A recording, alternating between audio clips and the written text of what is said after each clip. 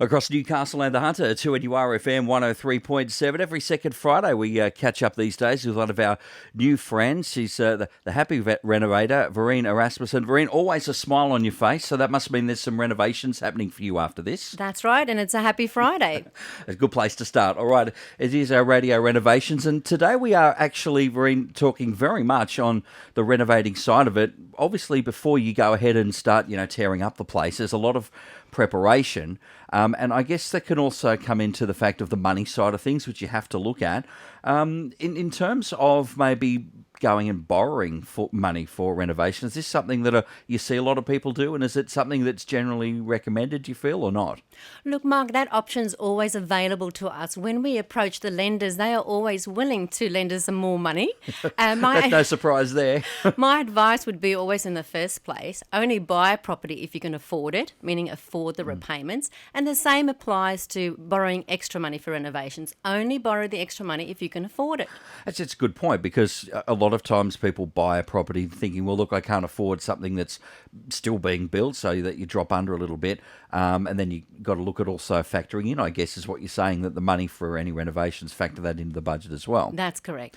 What about in terms of how much that we should be spending on renovations? Any thoughts? Yes, that's a very good question. Look, as a good starting point, I would say is always 10% of the current value of the property. So if you've just purchased a home for $500,000, then $50,000 is a good renovation budget to start with. You can, of course, increase that budget, but what you're looking for is a 2 for $1 return, which means making $2 for every $1 spent on a renovation. Okay. So you also mentioned the B word there, budgeting. I guess it's pretty important to write it down, but what's the best way to go about setting the budget in the planning stage, Werine? Yes, that budgeting is absolutely key to a successful renovation. Make sure you list every item and task of the renovation and put a dollar value next to it. That will become your go-to piece of paper and stick to that budget and keep you on track. Otherwise, you can easily overspend. Yeah, and I guess you've got to think of some of the pitfalls too. And I'm kind of thinking sort of family members that have done this, and they're trying to do it from the back end. They want to renovate for a particular purpose, but then they're doing all these mad dashes to try and, we forgot that we've done the bathroom, but now the taps don't look to match the rest of the bathroom. So now they're sort of playing catch up a little bit. I'm guessing that's a pitfall that we can fall into. Getting too excited is a pitfall, Very yes. much. We all, when we have our home, we just want to get going and we can race to the shops. But I'd say rein yourself in. Also, just be aware of falling in love with an expensive item. I've come across people who just fallen in love with a particular tile and it's super expensive, not in the budget. So there are other options that are less expensive that have a similar look. So just keep it real. And you'll be all right. It's kind of like going to the supermarket when you're hungry, isn't it? This Yes, is kind of the right. DIY of that. That's right. So I guess we've had a look. We've got our budget, like the 10%, and we've had a bit of a look around. I guess we probably will need to cut some costs somewhere. What are the best ways we can save when planning ahead for a budget for renovating?